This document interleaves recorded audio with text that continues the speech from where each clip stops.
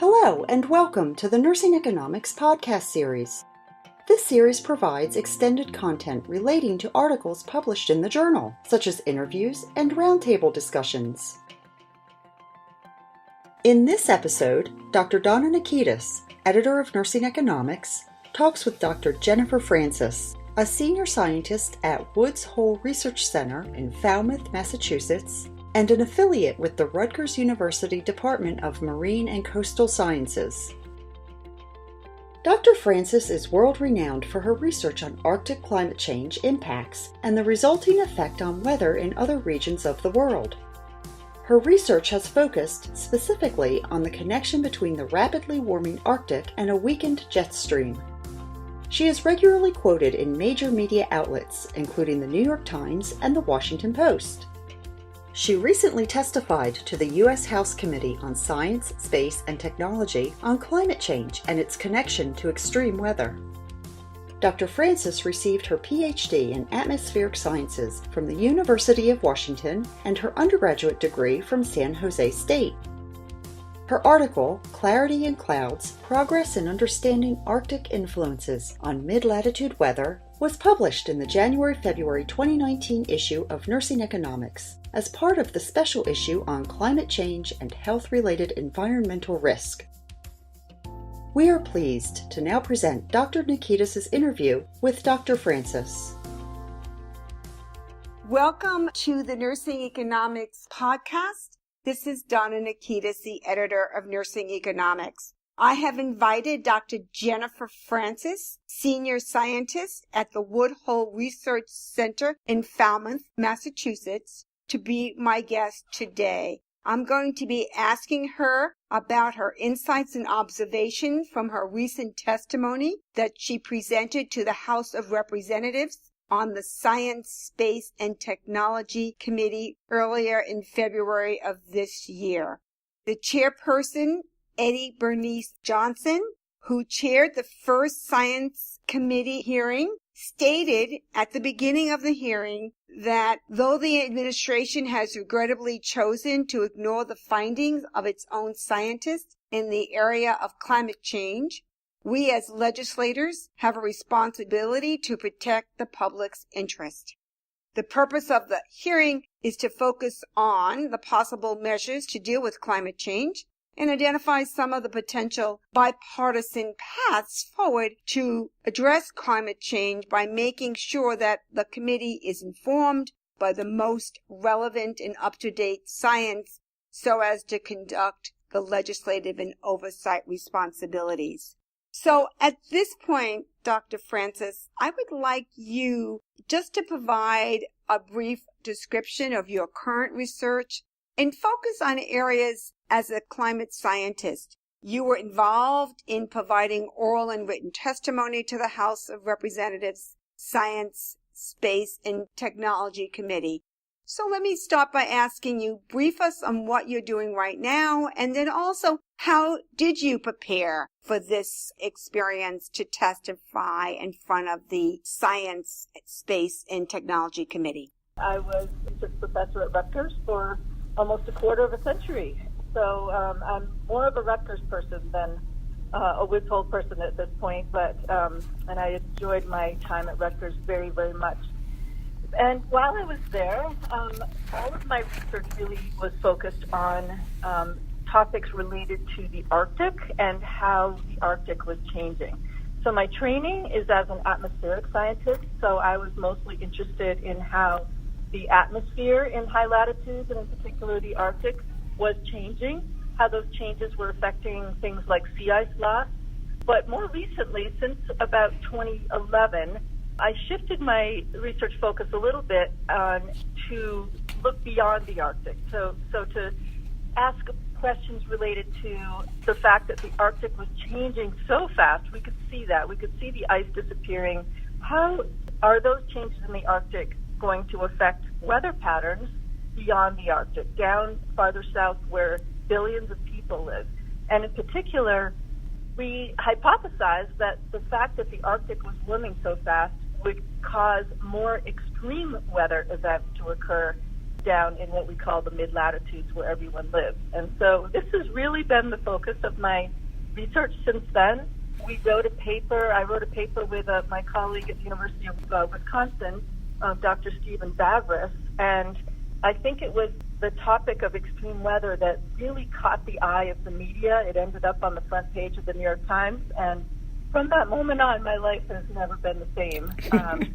I've been much more involved in talking to media, getting involved in documentaries, being asked to testify at congressional hearings, a lot more public speaking engagements, and I really enjoyed this new turn in my career because I think it's very important that we scientists, as best we can, try to relate our research to the public, especially something as tangible and sort of directly applicable and something that everybody really likes to talk about, which is weather and crazy weather. So it's been a really good hook, if you will, with the public to talk about extreme weather, but then be able to connect it to climate change. And so I've really enjoyed that aspect of my research lately. So how did I prepare for my testimony and for the congressional hearing? This was actually the second time I've done this. I did it for the Senate back in 2012. And so I had some idea of what I was getting myself into. Just for your listeners, they may not realize, what we're asked to do, but basically we have exactly 5 minutes, not a second more, to give a verbal testimony. And so that testimony has to be very carefully written, and you have to practice reading it because, as I said, you only have those exactly 5 minutes to say what you had to say.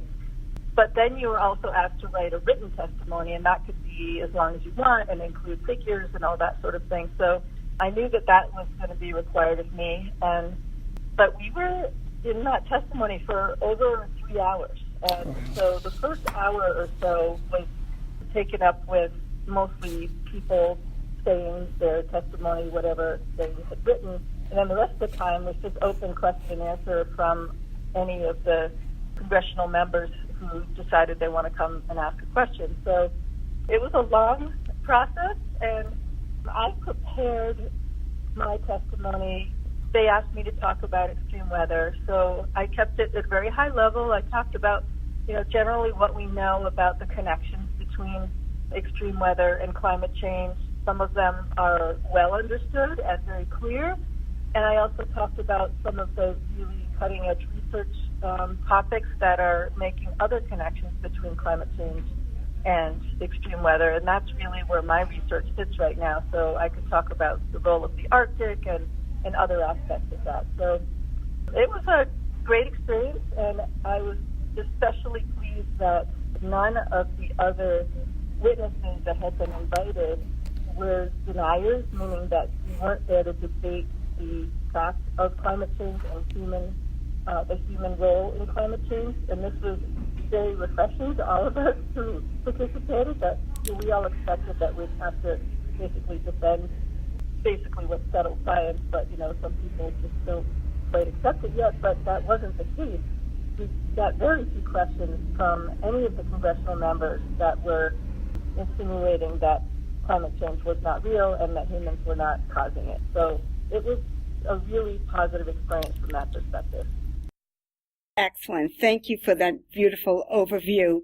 Which brings me to my next question. As you know, this new Congress has introduced the Green New Deal. As you're aware, that this resolution is calling for achieving net zero greenhouse gas emissions and other environmental, infrastructure, and economic goals. Can you help our listeners understand better what the new Green Deal is about, and how realistic will it be from your position as a client scientist? Right. Well, I think the first thing that everyone needs to understand is the Green New Deal is not a bill. It's not a prescription of what's going to happen or by when. It's really just a vision. And it's the vision that we need to have. It's aspirational. It's long overdue.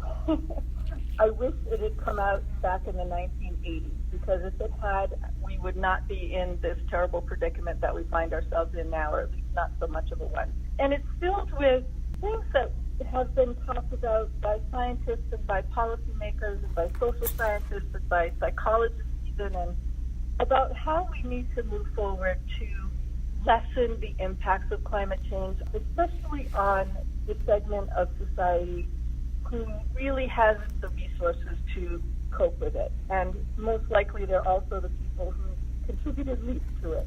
We all know that we have to reduce the amount of carbon dioxide and greenhouse gases that are in the atmosphere. That is really the bottom line disease that's causing the changing climate. And so we need to do everything we can do to both reduce the emissions that happen now and also look for ways to perhaps even remove carbon from the atmosphere. And that can be done through planting lots of trees, replacing the forests that were cut down, but also there's a lot of technology going on. And when you hear technology, you should immediately think jobs.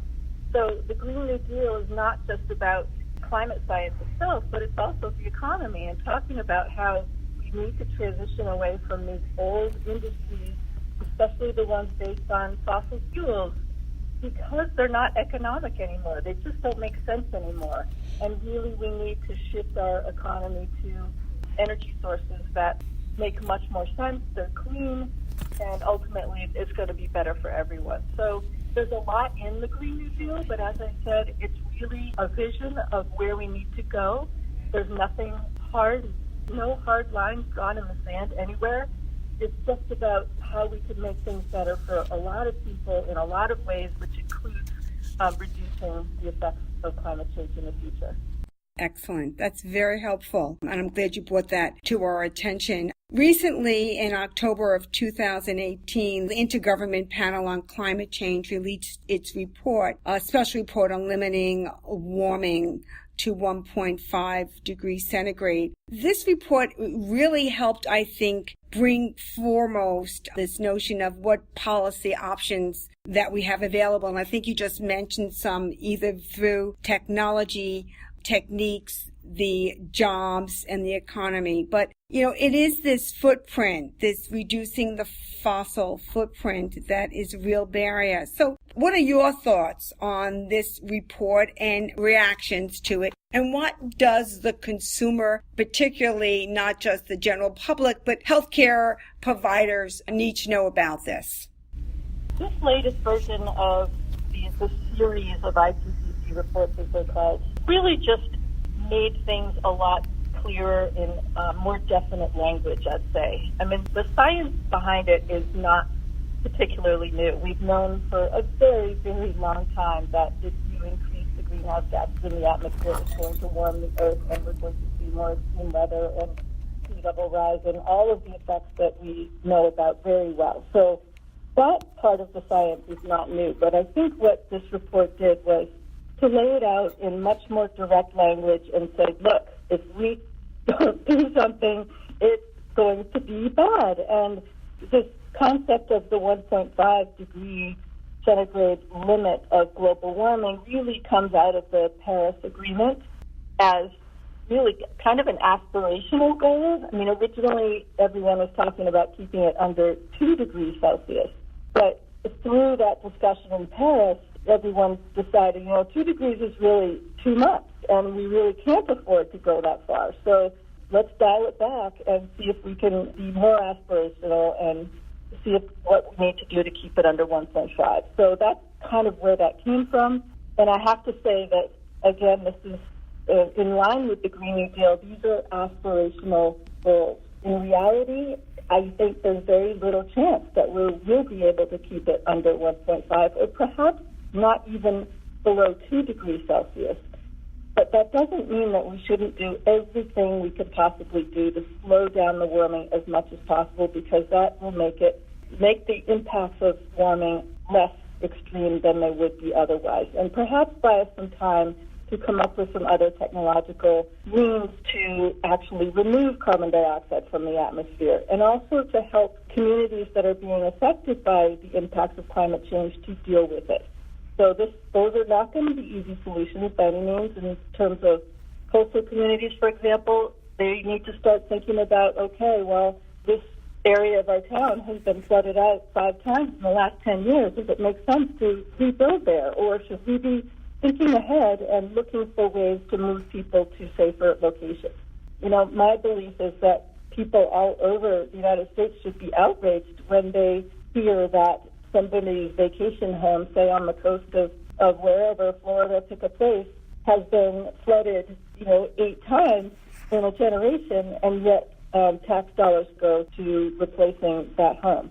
So, there's just a lot of these conversations that have to start happening now, and I think the report helps make it clear that this is not a problem that's going to go away by ignoring it. We really need to pull out all the stops and figure out both how to remove carbon from the atmosphere, put less into the atmosphere, but also help people get ready for the impacts that we know are going to be coming in the future.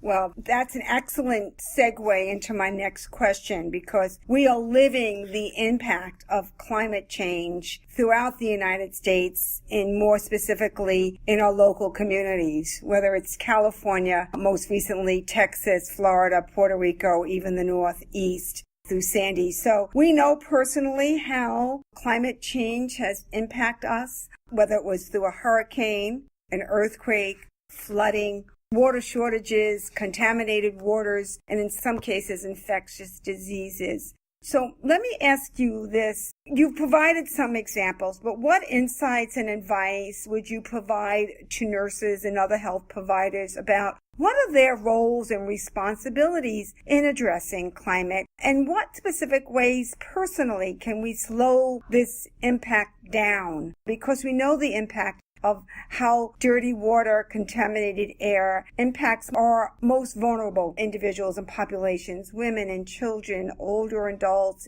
and even those with complex care needs. So can you just provide some more specific details for our listeners?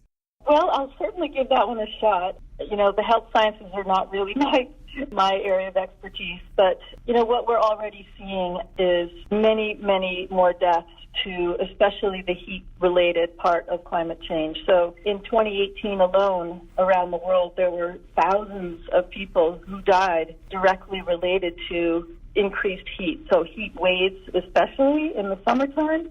And interestingly, it's not the peak temperatures during the day that tends to cause most of these deaths, but it's at nighttime.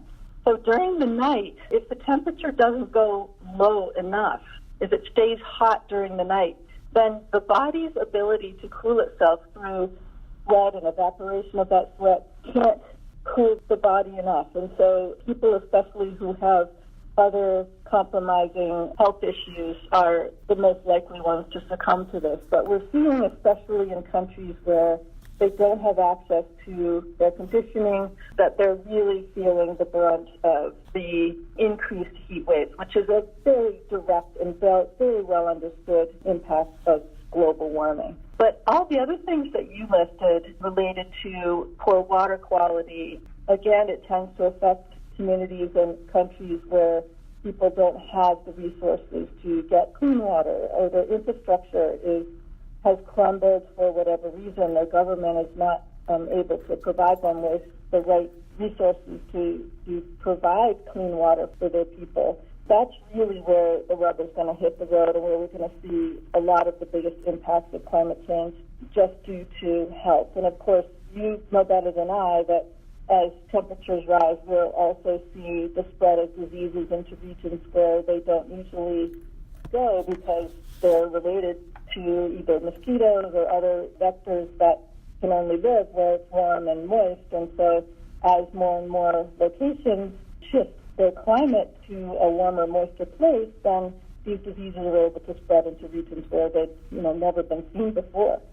So there's all kinds of health issues, and I think they're still actually being studied and understood. This is a very hot topic of research, no pun intended there.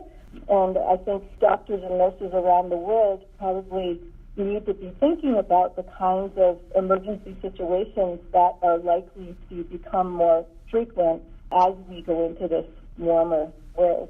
Couldn't agree with you more. So we did begin this interview talking about the work of the Committee on Addressing Climate Change. What's your call to action? Now that you're out there in the media and you're beginning to educate the general public, what advice would you give in terms of how to get this message to our elected officials about the importance of finally having to really address climate change, whether it's through local, state legislation or national legislation vis-a-vis our Congress?